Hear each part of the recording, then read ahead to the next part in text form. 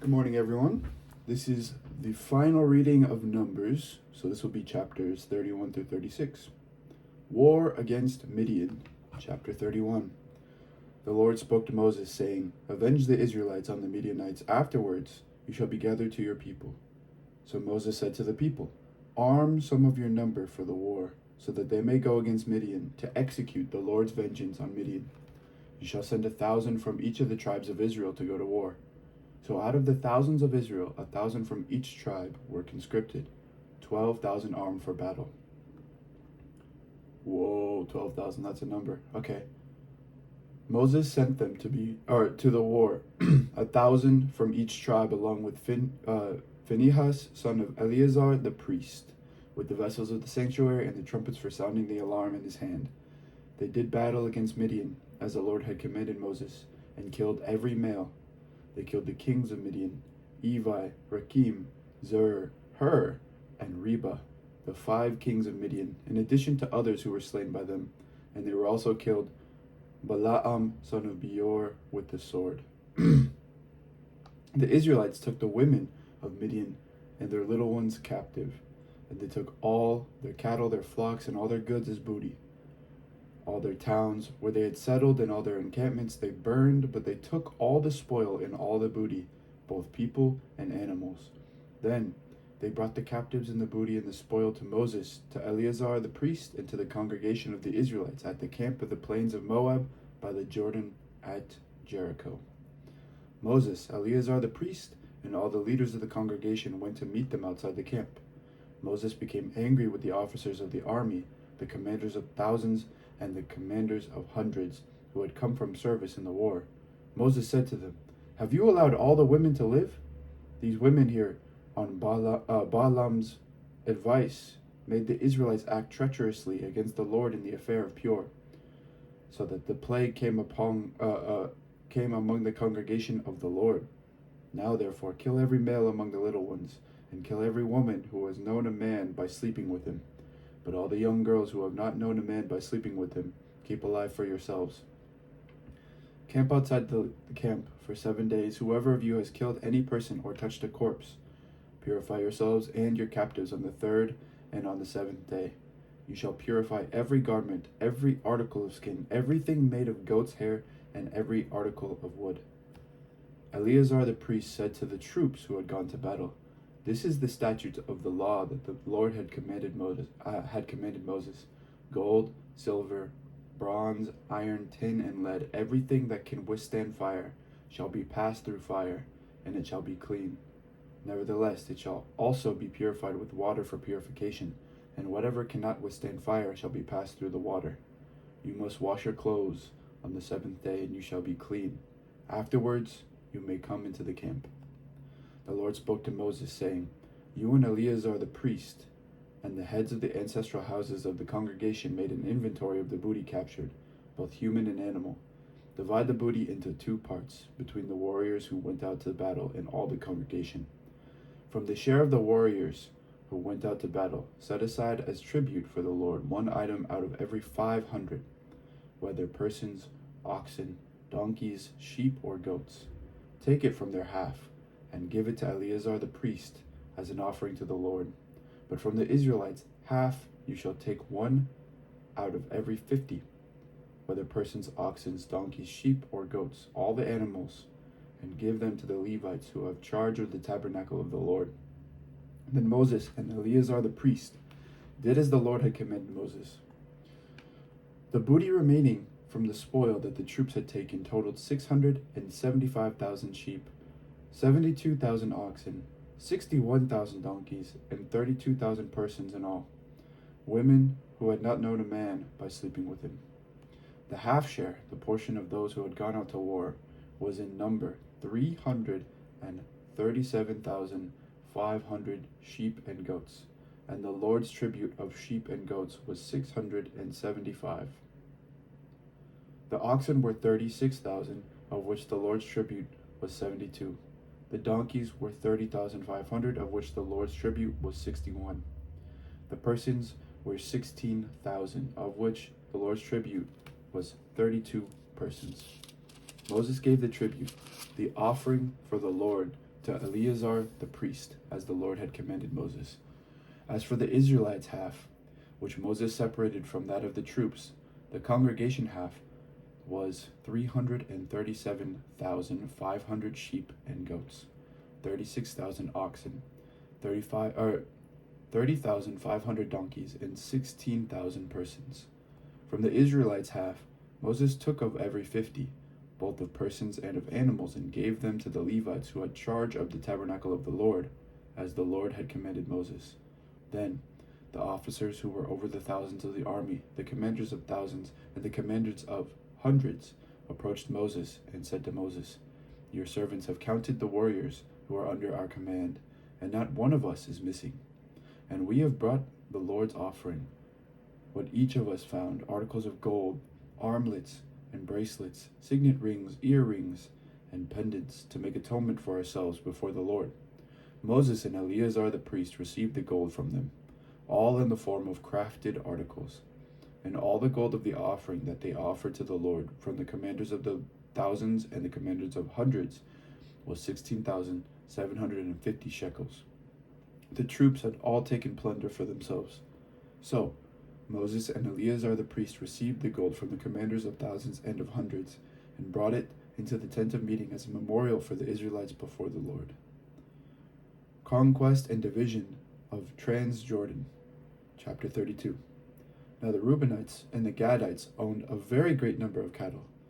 When they saw that the land of Jazer and the land of Gilead was a good place for cattle, the Gadites and the Reubenites came and spoke to Moses, to Eleazar the priest, and to the leaders of the congregation, saying, Ataroth, Dibon, Jazer, Nimrah, Heshbon, Elealel, Sabam, Nebo, and Boan, the land that the Lord subdued before the congregation of Israel, is a land for cattle, and your servants have cattle.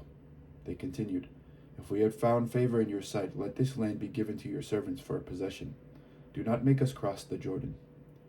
But Moses said to the Gadites and to the Reubenites, Shall your brothers go to war while you sit here? Why will you discourage the hearts of the Israelites from going over into the land that the Lord has given them? Your fathers did this, when I sent them from Kadesh Barnea to see the land. When they went up to the Wadi Eshcol and saw the land, they discouraged the hearts of the Israelites from going into the land that the Lord had given them. The Lord's anger was kindled on that day, and he swore, saying, Surely none of the people who came up out of the land of Egypt, who came up out of Egypt from 20 years old and upwards, shall see the land that I swore to give to Abraham, to Isaac, and to Jacob, because they have not unreservedly followed me. None except Caleb son of Jephunneh the Kenizzite, and Joshua son of Nun, for they have unreservedly followed the Lord. And the Lord's anger was kindled against Israel, and he made them wander in the wilderness for 40 years, until all the generation that had done evil in the sight of the Lord had disappeared. And now you, a brood of sinners, have risen in place of your fathers, to increase the Lord's fierce anger against Israel. If you turn away from following him, he will again abandon them in the wilderness, and you will destroy all this people. Then they came up to him and said, We will build sheepfolds here for our flocks, and towns for our little ones. But we will take up arms as a vanguard before the Israelites, until we have brought them to their place. Meanwhile, our little ones will stay in the fortified towns because of the inhabitants of the land. We will not return to our homes until all the Israelites have obtained their inheritance. We will not inherit with them on the other side of the Jordan and beyond, because our inheritance has come to us on this side of the Jordan, to the east. So Moses said to them, If you do this, if you take up arms to go before the Lord for the war, and all those of you who bear arms across the Jordan before the Lord, until he has driven out his enemies before him, and the land is subdued before the Lord, then after that you may return and be free of obligation to the Lord and to Israel, and this land shall be your possession before the Lord. But if you do not do this, you have sinned against the Lord, and be sure your sin will find you out. Build towns for your little ones, and folds for your flocks, but do what you have promised. Then the Gadites and the Reubenites said to Moses, Your servants will do as my Lord commands. Our little ones, our wives, our flocks, and all of our livestock shall remain there in the towns of Gilead. But your servants will cross over, everyone armed for war to do battle for the Lord, just as my Lord orders." So Moses gave command concerning them to Eleazar the priest, to Joshua son of Nun, and to the heads of our ancestral houses of the Israelite tribes.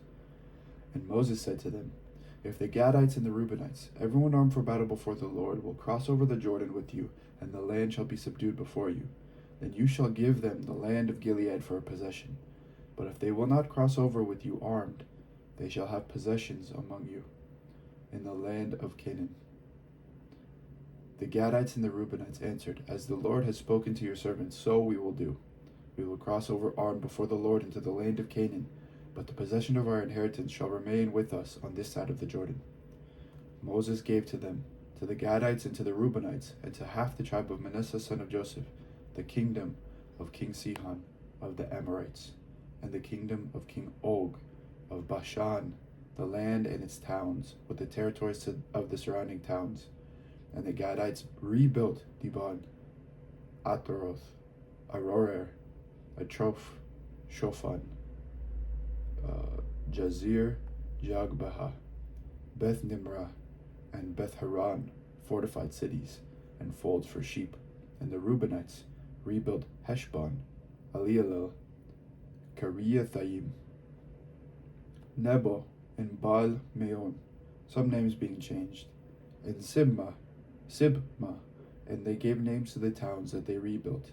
The descendants of Machir, son of Manasseh, went to Gilead, captured it, and disposed the Amorites who were there. So Moses gave Gilead to Machir, son of Manasseh, and he settled there. Jair, son of Manasseh, went and captured their villages and renamed them Havoth Jair. And Noba went and captured Kenneth and its villages and renamed it Noba after himself. The stages of Israel's journey from Egypt, chapter 33. These are the stages by which the Israelites went out of the land of Egypt in military formation under the leadership of Moses and Aaron. Moses wrote down their starting points stage by stage by command of the Lord, and these are their stages according to their starting places. They set out from Ramses in the first month on the 15th day of the first month. On the day after the Passover, the Israelites went out boldly in the sight of all the Egyptians, while the Egyptians were burying all their firstborn, whom the Lord had struck down among them. The Lord executed judgments even against their gods. So the Israelites set out from Ramses and camped at Succoth. They set out from Succoth and camped at Etham, which is on the edge of the wilderness.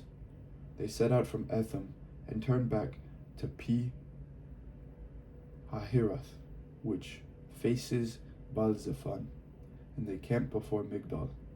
They set out from Pi Hahiroth, passed through the sea into the wilderness, went a 3 days' journey in the wilderness of Etham, and camped at Marah. They set out from Marah and came to Elim. At Elim there were 12 springs of water and 70 palm trees, and they camped there. They set out from Elim and camped by the Red Sea. They set out from the Red Sea and camped in the wilderness of Sin. They set out from the wilderness of Sin and camped at Dafka. They set out from Dafka and camped at Alush.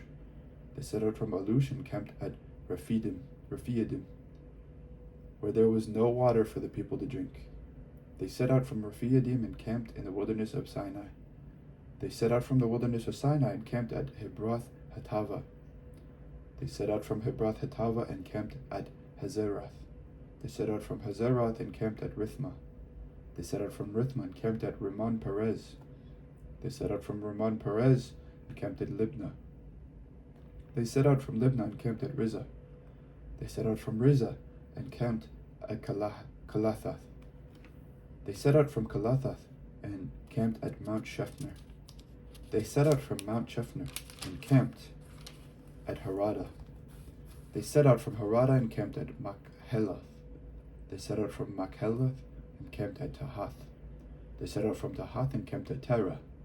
They set out from Terah and camped at Mithkah. They set out from Mithkah and camped at Heshmonah.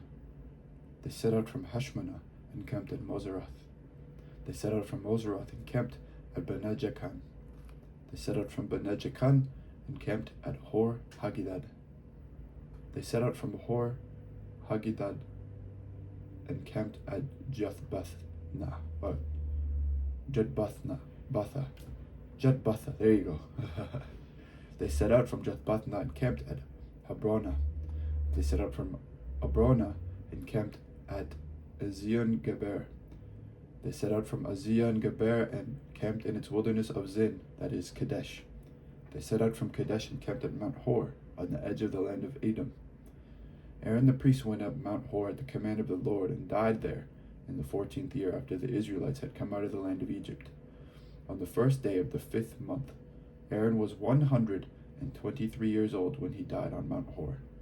The Canaanite, the king of Arad, who lived in the Negeb in the land of Canaan, heard of the coming of the Israelites. They set out from Mount Hor and camped at Zalmanah. They set out from Zalmanah and camped at Punan. They set out from Punan and camped at Oboth. They set out from Oboth and camped at Abiram in the territory of Moab. They set out from Eim and camped at Dibon Gad. They set out from Dibon Gad and camped at Almandi Blathaim. They set out from Almandi Blathaim and camped in the mountains of Abarim before Nebo. They set out from the mountains of Abarim and camped in the plains of Moab by the Jordan at Jericho. They camped by the Jordan from Beth Jeshimoth as far as Abil Shittim in the plains of Moab. In the plains of Moab by the Jordan at Jericho, the Lord spoke to Moses, saying, "Speak to the Israelites and say to them, when you cross over the Jordan into the land of Canaan, you shall drive out the inhabitants of the land from before you, destroy all their figured stones, destroy all their cast images, and demolish all their high places. You shall take possession of the land and settle in it, for I have given you the land to possess. You shall apportion the land by lot according to your clans. To a large one you shall give a large inheritance, and to a small one you shall give a small inheritance. The inheritance shall belong to the person on whom the lot falls. According to your ancestral tribes you shall inherit. But if you do not drive out the inhabitants of the land from before you, then those whom you let remain shall be as barbs in your eyes and thorns in your sides. They shall trouble you in the land where you are settling, and I will do to you as I thought to do to them." The boundaries of the land, chapter 34. The Lord spoke to Moses, saying, "Command the Israelites and say to them, when you enter the land of Canaan, this is the land that shall fall to you for an inheritance, the land of Canaan, defined by its boundaries. Your south sector shall extend from the wilderness of Zin along the side of Edom. Your southern boundary shall begin from the end of the Dead Sea on the east. Your boundary shall turn south of the ascent of Akrabim, and across to Zin, and its outer limit shall be south of Kadesh Barnea. Then it shall go on to Hazar Adar, and cross to Asmon. The boundary shall turn from Asmon to the Wadi of Egypt, and its termination shall be at the sea. For the western boundary you shall have the great sea in its coast. This shall be your western boundary. This shall be your northern boundary. From the great sea you shall mark out your line to Mount Hor. From Mount Hor you shall mark it out to Lebo Hamath, and the outer limit of the boundary shall be at Zedad. Then the boundary shall extend to Ziphron, and it shall in its end shall be at Hazar Enan. This shall be your northern boundary. You shall mark out your eastern boundary from Hazar Enan to Shepham, and the boundary shall continue down from Shepham to Riblah on the east side of Ain. And the boundary shall go down and reach the eastern slope of the sea of Chinnereth. And the boundary shall go down to the Jordan, and its end shall be at the Dead Sea. This shall be your land with its boundaries all round. Moses commanded the Israelites, saying, "This is the land that you shall inherit by lot, which the Lord has commanded to give to the 9 tribes and to the half-tribe. For the tribe of the Reubenites by their ancestral houses, and the tribe of the Gadites by their ancestral houses, have taken their inheritance, and also the half-tribe of Manasseh. The 2 tribes and the half-tribe have taken their inheritance beyond the Jordan at Jericho eastwards, towards the sunrise." The Lord spoke to Moses, saying, "These are the names of the men who shall apportion the land to you for inheritance. The priest Eleazar and Joshua son of Nun. You shall take 1 leader of every tribe to apportion the land for inheritance. These are the names of the men. Of the tribe of Judah, Caleb, son of Jephunneh. Of the tribe of the Simeonites, Shemuel, son of Ammihud. Of the tribe of Benjamin, Elidad, son of Chislon. Of the tribe of the Danites, a leader, Buki, son of Jogli. Of the Josephites, of the tribe of the Manassites, a leader, Haniel, son of Ephod. And of the tribe of the Ephraimites, a leader, Kemuel, son of Shiptan. Of the tribe of the Zebulunites, a leader, Elizaphan, son of Parnak. Of the tribe of the Iskarites, a leader, Paltiel, son of Azan. And of the tribe of the Asherites, a leader, Abihud, son of Shilomai. Of the tribe of the Naphtalites, a leader, Pedahil, son of Ammihud. These were the ones whom the Lord commanded to apportion the inheritance for the Israelites in the land of Canaan. Cities for the Levites. Chapter 35. In the plains of Moab by the Jordan at Jericho, the Lord spoke to Moses, saying, Command the Israelites to give from the inheritance that they possess towns for the Levites to live in. You shall also give to the Levites pasture land surrounding the towns. The town shall be theirs to live in, and their pasture land shall be for their cattle, for their livestock, and for all their animals. The pasture lands of the towns which you shall give to the Levites shall reach from the wall of the town outwards 1,000 cubits all around. You shall measure outside the town, for the east side 2,000 cubits, for the south side 2,000 cubits, for the west side 2,000 cubits, and for the north side 2,000 cubits. With the town in the middle, they shall belong to them as pasture land for their towns. The towns that you give to the Levites shall include the 6 cities of refuge, where you shall permit a slayer to flee. In addition to them you shall give 42 towns. The towns that you give to the Levites shall total 48 with their pasture lands. And as for the towns that you shall give from the possession of the Israelites, from the larger tribes you shall take many, and from the smaller tribes you shall take few, each in proportion to the inheritance that it obtains, shall give of its towns to the Levites. The Lord spoke to Moses, saying, Speak to the Israelites and say to them, When you cross the Jordan into the land of Canaan, then you shall select cities to be cities of refuge for you, so that a slayer who kills a person without intent, may flee there. The cities shall be for you a refuge from the avenger, so that the slayer may not die until there is a trial before the congregation. The cities that you designate shall be 6 cities of refuge for you. You shall designate 3 cities beyond the Jordan, and 3 cities in the land of Canaan to be cities of refuge. These 6 cities shall serve as a refuge for the Israelites, for the resident or transient alien among them, so that anyone who kills a person without intent may flee there. But anyone who strikes another with an iron object and death ensues is a murderer. The murderer shall be put to death. Or anyone who strikes another with a stone in hand that could cause death, and death ensues, is a murderer. The murderer shall be put to death. Or anyone who strikes another with a weapon of wood in hand that could cause death, and death ensues, is a murderer. The murderer shall be put to death. The avenger of blood is the one who shall put the murderer to death. When they meet, the avenger of blood shall execute the sentence. Likewise, if someone pushes another from hatred, or hurls something at another, lying in wait, and death ensues, or in enmity strikes another with the hand, and death ensues, then the one who struck the blow shall be put to death. That person is a murderer. The avenger of blood shall put the murderer to death when they meet. But if someone pushes another suddenly without enmity, or hurls any object without lying in wait, or why, handling any stone that could cause death, unintentionally drops it on another and death ensues, though they were not enemies, and no harm was intended, then the congregation shall judge between the slayer and the avenger of blood, in accordance with these ordinances. And the congregation shall rescue the slayer from the avenger of blood. Then the congregation shall send the slayer back to the original city of refuge. The slayer shall live in it until the death of the high priest who was anointed with the holy oil.